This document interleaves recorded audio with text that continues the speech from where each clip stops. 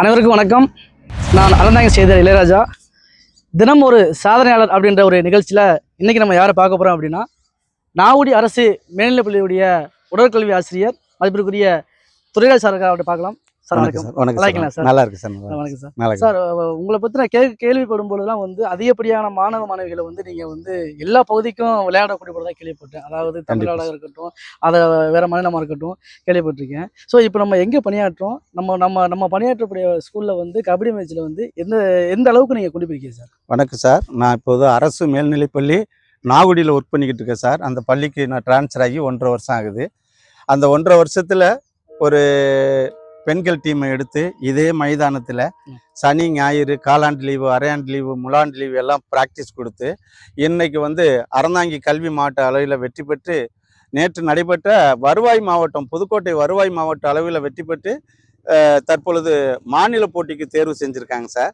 இப்போ வர்ற 20ஆம் தேதி திருவண்ணாமலையில் நடக்கக்கூடிய மாநில அளவு 38 மாவட்டங்கள் கலந்து கொள்ளக்கூடிய மாநில போட்டிக்கு தேர்வு பெற்று சார். இந்த நாகுடி பள்ளி முதன் முறையாக மாநில போட்டியில் கலந்து கொள்ளக்கூடிய ஃபர்ஸ்ட் மேட்ச் இந்த கபடி போட்டி சார். அதனால நான் ரொம்ப பெருமை அடைகிறேன் சார். ரொம்ப மகிழ்ச்சி சார். நம்ம அந்த நாகுடி பள்ளிக்கு முன்னாடி நம்ம எந்தெந்த பள்ளியில் ஒர்க் பண்ணியிருக்கோம் சார்? நான் 2005 அரசு மேல்நிலைப்பள்ளி அத்தானியில் ஜாயின் பண்ணேன் சார்.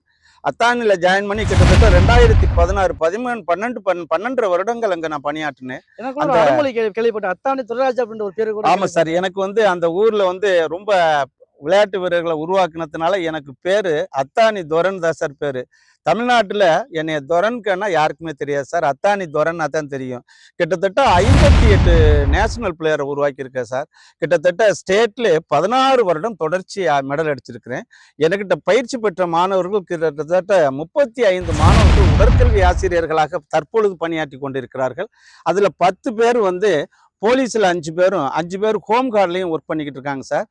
பிறகு அந்த ஒர்க் பண்ண மாணவர்கள்லே ஒரே ஒரு பொண்ணு, பாக்கியலட்சுமிங்கிற ஒரு பொண்ணு 4 முறை தேசிய போட்டியில் தொடர்ச்சியாக தேர்வு பெற்ற தமிழகத்தில் தேர்வு பெற்ற ஒரு மாணவி அந்த பாக்கியலட்சுமி.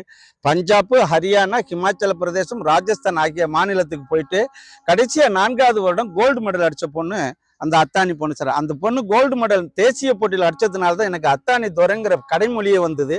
அந்த பொண்ணு ஒரு தடகள விளையாட்டு வீரர்.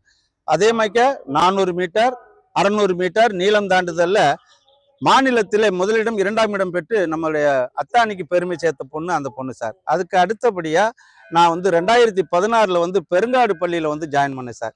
அந்த பெருங்காடு பள்ளியில ஜாயின் பண்ணி அங்க ஒரு லேடிஸ் டீம் எடுத்து கிட்டத்தட்ட 6 வருடம் தொடர்ச்சியா ஸ்டேட்ல